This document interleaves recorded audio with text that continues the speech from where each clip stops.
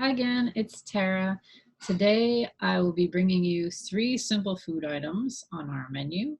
So let's get started and see what we can make together. First up on the menu is the hamburger. So we're going to start with the big half circle and then connect on the bottom with a curved line. Then a long oval underneath. And we'll make a big long squiggly line for the lettuce. Then a little corner poking out and another small corner poking out, like pieces of cheese. Then we'll take a line from starting from the lettuce and make a big half circle all the way over. Then the finishing touch are the sesame seeds. So these are like small teardrop shapes. Start with a point, round out, and back to the point.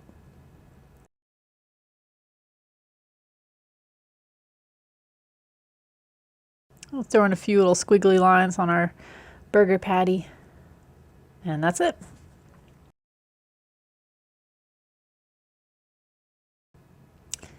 After that, we have course 2, soup, even though it's not usually the way it goes. So we'll do a big half circle.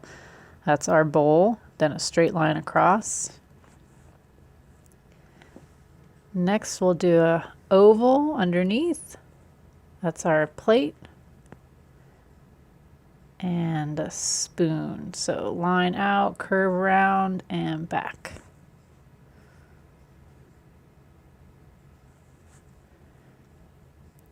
A few squiggly lines coming off to look like steam. So we know that it's hot. And the last little thing will be a half of a square with a few little circles on it for our cracker.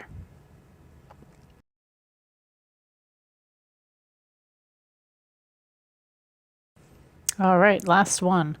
So we're going to do eggs in a frying pan. So we're looking face down. It's a big circle for the pan. Then draw your line out, curve around and back, and oval at the end.